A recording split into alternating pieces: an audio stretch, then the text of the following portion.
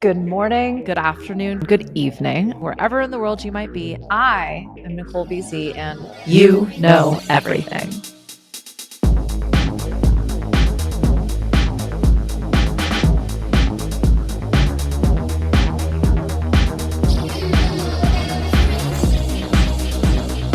Hello.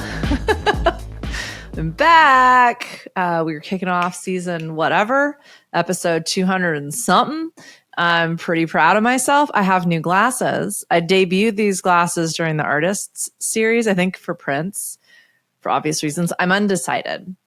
I've become painfully aware of the newest scam in either midlife or optometry, which is you need two different kinds of lenses to see all of the things. But the reality is I needed to see the screen, but I no longer needed to like read up close.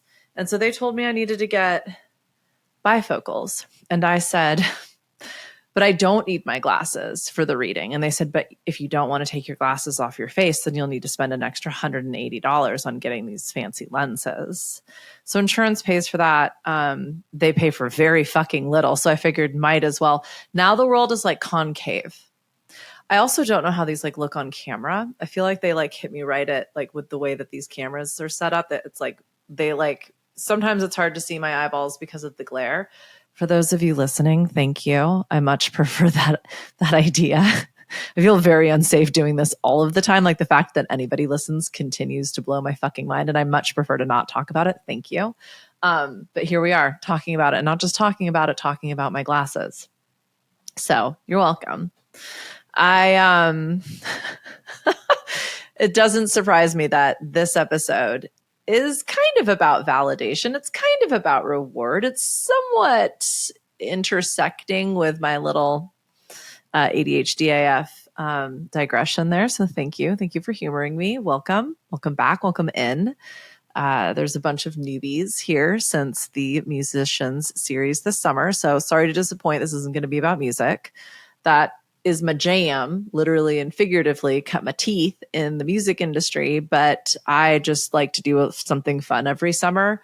That was by far the most fun. It was inspired by the New Year's episode, What Would Zappa Do? So if you want music and you don't want to talk about 21st century business building and the future of business, then go listen to What Would Zappa Do? It was my New Year's Eve episode. Maybe I might even link in the show notes if you're lucky. These things sometimes happen, sometimes don't. We're here to have some fun, to be playful. And this was inspired by my friend Jessa Reed. They have a whole fucking metaverse they've really created with a whole bunch of different podcasts. If you haven't listened to The Mormon and the Meth Head, it's exactly what it sounds like. Fantastic. And they have a handful of really fucking out there podcasts since have been on a bunch of some of your most favorite podcasts, and some big stuff and some no-name stuff. And none of that stuff really actually matters. But I was listening to Jessa talk about dopamine, and I have another episode on this more in terms of challenge and reward. Like, why do we do the hard stuff? Here's the thing. It's all hard right now. And if you are courageous enough, some might say crazy, you are listening to this because you're doing the dang thing. You believe so much in your dreams, in your vision, in your problems, your solutions to problems, that you've made it your business. You're investing in it, whether you're supporting people, whether you're literally paying to get skilled up, whether you are spending all of your time and energy like the most crazies of us, and raising both of my hands here. You're taking your stuff so seriously, you've made it your business. So it's all hard. And we talk a lot about dopamine. I mean, it feels like it's like in the ether right now, because when things get really hard, we seek that which feels good. And there's a little bit of a mix up out there in terms of dopamine seeking. I think what's actually happening kind of underneath the motherboard, if you will, and what dopamine actually does, and how we can feel good without dopamine seeking. So we're going to talk about that dopamine is not what happens when we eat the cookie, when we like buy the thing, or when we're doom scrolling. Dopamine is a quick hit that feels good, and we do want to feel that again. But dopamine is not just the feel good chemical from sugar, from sex. It's actually the molecule of effort, of challenge, of pushing through the hard thing, of being scared and doing it anyway. It's, I think, better drawn upon as the growth chemical. I am not a meteorologist, nor did I study this in school. I don't even play a doctor on TV. So this is just me tuning into what everybody's talking about, like kind of like what we talked about last week, looping on this idea, like we all want rewards. We all want to feel good about what we're doing, especially when it feels hard, impossible, and absolutely terrifying. Sure. But it ain't just fucking dopamine, okay? That's what I'm tripping on right now. Like, let's find a different way of talking about this. And most importantly, my friend, how can we encourage ourselves to do the hard thing anyway? Dopamine isn't, air quotes, pleasure. It's motivation, anticipation, the willingness to act. Neuroscientists call this difference between wanting and liking. Neuroscientists Westbrook and Braver in 2016 published a study on dopamine biases and how it does influence our decision making towards effortful actions because the reward is meaningful. It literally shifts the math of our brain. Reward looms larger, effort feels smaller. I talked a lot about this in one of my very earliest episodes in terms of goal setting theory. When we want to do something hard and we accomplish it, we feel the sense of reward. It is the doing of the hard when dopamine is released, which gets you to the reward part. That's why when we get to the end of the thing, we actually feel like a little depressy because we ain't getting that dopamine no more. It's what allows us to then take on bigger challenges. It's how we build confidence. It's the way that we're able to work together better is because we are sitting with this chemical response to challenge. National Geographic, I shared this actually in the loop as well, did a piece on how dopamine drives you to do hard things like summit Everest, or then go and summit some peak that like no one's ever fucking climbed because no one like, and which is why no one's talked about it and you've heard about it and everybody dies that does it. And you're like, oh, I think I'm going to go do that. We joke about that as being dopamine seeking, but really it's this idea that hard things are rewarding and the more challenging, the bigger the reward. Earmark that one, okay? I tend to shoot first and ask questions later. I think about many hard things that I've done in my life, which had I known how hard it would be, I don't think I ever would have done it. But what I will say is, as an example, the last hard thing I did, oh, that's a lie, actually. The last hard thing that I will share with you that I did. The more hard things that have been recent are very personal and have yet to shake out. Just some family stuff. It's all good. Anywho, getting through the disaster that I have not stopped talking about almost exactly a year later. You're welcome. I did know I was going to survive. Like I did know I was going to be okay. I didn't know how. But I've been through enough hard things to know, like, I got this. It got me. Kind of sucks doing it all by yourself, sure. And also kind of cool to know you can do it all by yourself. That's dopamine, my friend. Sugar, screens, social media. I mean, dopamine is involved, but in like quick phasic bursts. There are craving cycles as a result. And so that's, I think, what I want to bring awareness to today, the why behind the quick fix. Social media apps hijack this variable rewards. The unpredictability gives us the dopamine hit. Unconsciously or unaware, I think is a better way of thinking about it. We don't know what's going to happen next as we're scrolling. Maybe something fucking crazy, right? Like, so we keep doing it, hence the doom scrolling. But I have a different take on addiction, which I am also not going to share with you because it's pretty controversial and I'm not here for that. That's there are different podcasts for that. But the point being, I do believe once we understand our patterns, once we understand what it is that we're doing and why we're doing it, that's when we're able to go, okay, is this really working for me? Like, in terms of what I want that I don't have yet. If I keep doing the same thing over and over again, we know exactly what happens, right? So these hits, these quote unquote dopamine hits, the dopamine seeking, it's not about addiction. It's about escaping the fear, escaping the uncertainty, escaping the boredom, the grief.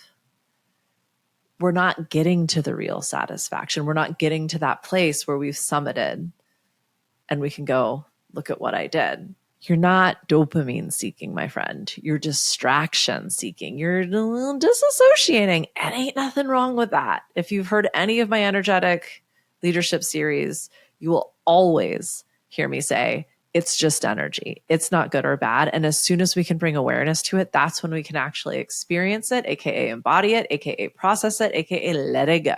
I am very aware and lucky in the sense that most of my addictions have been very societally rewarded. Think work, think yoga.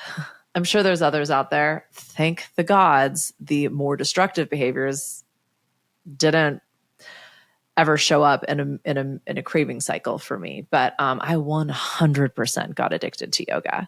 I 100% got addicted to meditating. Why? Because I was escaping.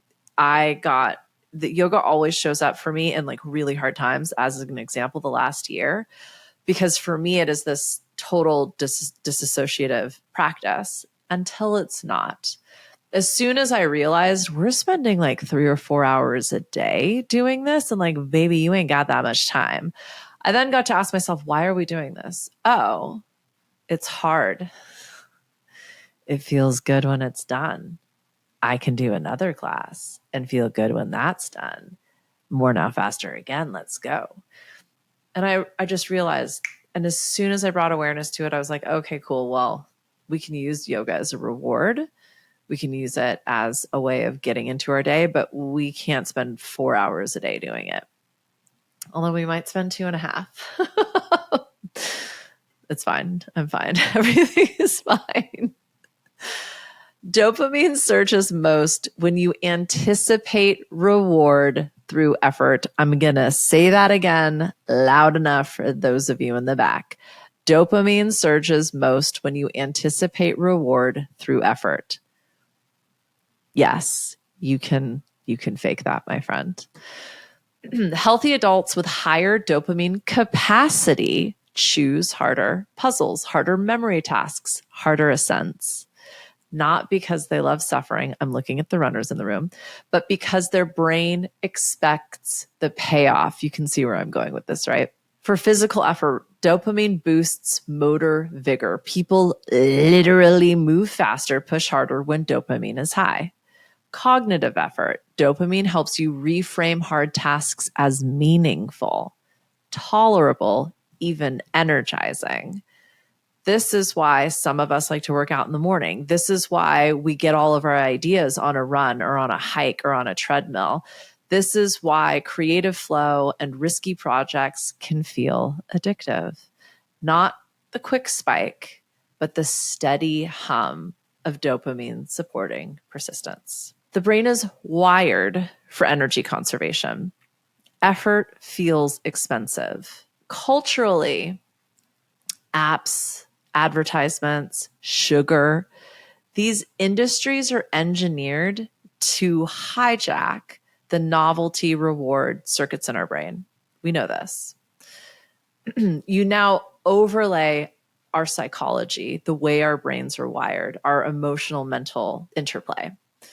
Fear, sadness, shame, loneliness, scarcity, urgency, marketing tactics, they all push us towards this low effort, high relief option, not reward relief. It's different.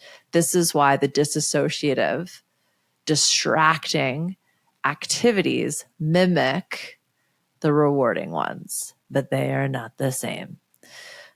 Confirmation bias helps us notice the hits more than the effort. So these quick flashes feel good. We see everybody else doing it. Everybody else is Netflix and chilling. Everybody else got an ice cream after dinner. Why can't I do it? It's easier to get the quick hit. but it's not the same as the challenging effort. Then the question becomes, how do we access real dopamine, BZ? That was air quotes for those of you listening. Challenge is the doorway. Discomfort is the cue. So remember how I said you can fake it? Do something hard straight off the bat. Do something that lights you up straight off the bat. This is why morning pages are a thing. Sitting there for 3 whole pages and writing it out, or sitting there for 20 minutes and typing it out, is a hard thing. At me on that. Test it. Try it. I'd love to hear how that goes for you. I've not met one person who's like, I'm fucking stoked, it's time for morning pages, until they've finished and some like really cool shit happened. I like working out in the mornings for this reason. This is why people choose to run marathons. Y'all are crazy, but this is, I'm assuming, why people choose to run marathons. This is why you take on new tasks. You decide to learn to play an instrument. Like those challenges are very real. The struggle is effortful, and the dopamine hit is sustained and timely and inspiring. Reappraisal research reframed fear as fuel because it activates a different emotional pathway. You want to talk about looping? I think I said this, I think it was on this episode, but it might have been the last episode. Anyhow, we get into a fight or flight response because when we make it life or death, it becomes the challenge that we seek. And for many of us who have tuned into different forms of information, we might get it from a knowing, we might hear it, we might see it in our mind's eye, we might sense it. That comes from a state of hypervigilance, generally experienced through trauma. So we recreate what feels like trauma so that we can tune into that hypervigilance and find the next big thing, as I like to call it.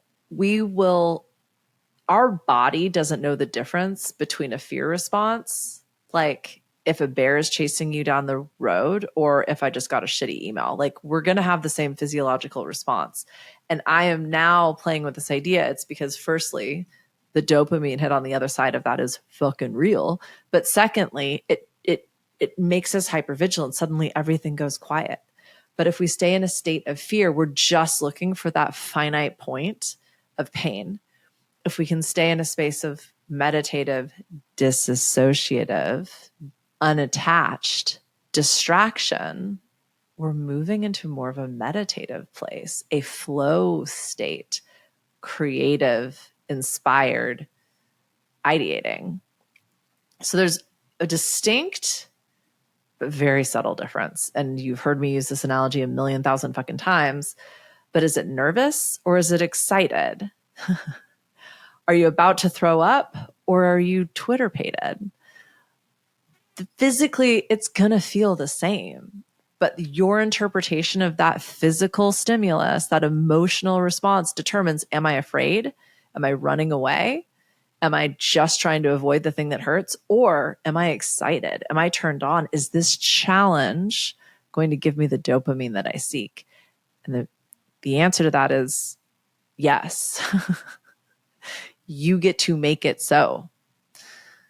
Dopamine isn't about comfort, it's about courage. So how can we practice this? Because like it all sounds well and good, fake it till you become it, as Amy Cuddy said in Presence. But you can train your brain with these goal setting theories, with this understanding. It's not about the fucking cookie. It's actually about the workout you get and the way you feel after. And I mean, people say you won't want the cookie. I still want the fucking cookie, but I know I earned that cookie and it's delicious. Take on some micro challenges. Try 10 minutes of anything you haven't done yet, you've been avoiding, you don't like. Give it a go. See what happens. If for no other reason, to tell all of the runners that they're stupid. Oh wait, that's just me and my vendetta against running. Switch environments. Try something somewhere you don't know. So something you do know, somewhere you don't know. It's an interesting way of approaching this. You don't even have to do a hard thing. You can do a familiar thing, but do it in an unfamiliar place because that's inherently more difficult.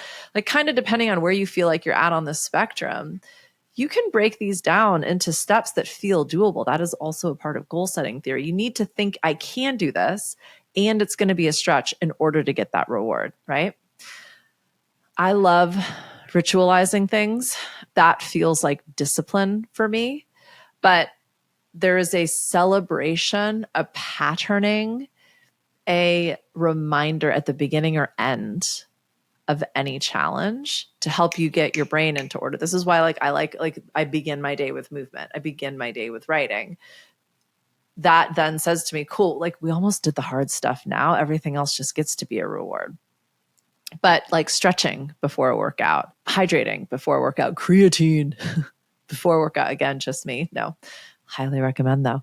Cold shower at the beginning of your day, end of your day. I mean, you get to make it whatever the fuck you want, but like that's the beauty and the ritual. A lot of creatives will talk about like putting on their favorite hat and like sitting at their favorite desk and drinking their favorite coffee. And there's a reason for that. It kind of switches your brain into challenge space. But we've been here before. We know we can do this, right? Lastly, and perhaps the most important in terms of recognizing we're dopamine seeking, aka we want a reward. In sober communities, they talk about it like HALT: hungry, angry, lonely, tired. If any one of those things are percolating or permeating around your edges, well, this is going to be challenging, right? Feed yourself, calm the fuck down, phone a friend, and get some rest. Dopamine needs sleep. It needs nutrition. It needs recovery. But in order to regulate, so we're not just in the state of like crashing and burning, rest. Every fear you avoid is the gate to your next level. I'm not going to repeat that because you know what I'm saying. Dopamine's on the other side. Do one small hard thing today. Beforehand, notice the fear, and after, notice how you feel. Report back. I would love to know. I oftentimes give myself permission to quit as soon as I take like the first step. I bitch about my fucking bookkeeping all the goddamn time. And honestly, that's the hardest part, is my bitching about it. Like I mentioned this in the previous episode, the story is the hardest part. Why do I keep fucking telling it? I've actually made a rule for myself that I'm just like not going to do that anymore. I'm actually not going to talk about the problem anymore. It feels like it makes the problem way worse. Just do it. I'm not telling you. I'm talking to myself right now because I don't tell you what to do. But when I just take that first step, it kind of just happens. And then I feel like really great and I deserve a really special reward. So that's cool. Mastery is carved from repeated blows, not grand gestures. If you think about a sculptor, it's not just one stroke. It's not just one hammer and chisel. Like it's a gajillion of them, right? Build a micro habit, whatever it is, 10 minutes a day on something that stretches you. Track how that feels over a week. I'm, again, really curious. I really want to know. So this isn't just like give your attention to the hard thing for a little bit and see how scared you are before and then what you feel after. This is like rinse, wash, repeat. So do that 10 times in a row across 10 days and see how that fear shows up and how the feeling after shows up and just how you feel about that thing generally. The thing about like reaching for the phone or the cookie or the fucking yoga practice is we are seeking distraction. We are asking to disassociate, which again, I think I have an episode on permission to disassociate. Dissociation is a superpower, something to that effect. And the sense that like, I think it's really fucking actually healthy to like get away from like all of this. I'm waving my hands around in the air right now. Like we need to escape. It's just not escape when you say like, hey, I'm taking a moment. Like I am taking a beat. I am turning my fucking notifications off. I am not answering my emails. Like whatever you need to do to give yourself permission to just like get lost with the fairies. I think that's actually really fucking useful and helpful. And just notice what's happening when like you didn't notice that you just picked up your phone. Like the amount of times I'll be looking at my phone with my laptop and I have a desktop, and like I used to, like there would be moments where I'd be on my phone doing the social medias while I had my emails open on my desk on my laptop, and then I had like the bookkeeping on my desktop, right? And I was like, okay, well obviously we're avoiding that. That's it. That's all you need to do is just notice. Again, not you need to do it, but there's an interesting revelation that happens when we start to see the pattern of what it is we're avoiding or distracting ourselves from. It might be very obvious to you, it might not. So next time you want the cookie, you want the quick hit, you want the social hit, whatever it is, just get curious and say like, what is it that I am avoiding, escaping, running from? It could just be like, I just blew my brain out at work for the last 4 hours. And now like, I was going to say something inappropriate. I'm going to look at stuff on social media. That's okay. It really is. Give yourself permission to like enjoy your life for a little while, and then set a timer. See if you blow through that timer or not. That's when we get into like this like potentially dangerous territory, right? So in conclusion, dopamine isn't the cookie. It's not the like. It's the reason you get up and keep going even when it's hard. It's the reason you reach for growth. It's the reason you're fucking listening, my friend. You are okay with being uncomfortable. You want a challenge because that's where the dopamine kicks in. It is the molecule of motivation, the signal of effort, the quiet partner that shows up every time you choose courage over fear. That's the dopamine hit, my friend. Thank you for listening. I'm not going to say I hope you got a dopamine hit out of this, but I will tell you what, I did the hard thing. You can always tell when I'm getting tired because I with my words. So, Shannon, you're doing the Lord's work. Let me know what you think of these glasses for those of you watching. That's all I got. I love you. Thank you for being here. Bye.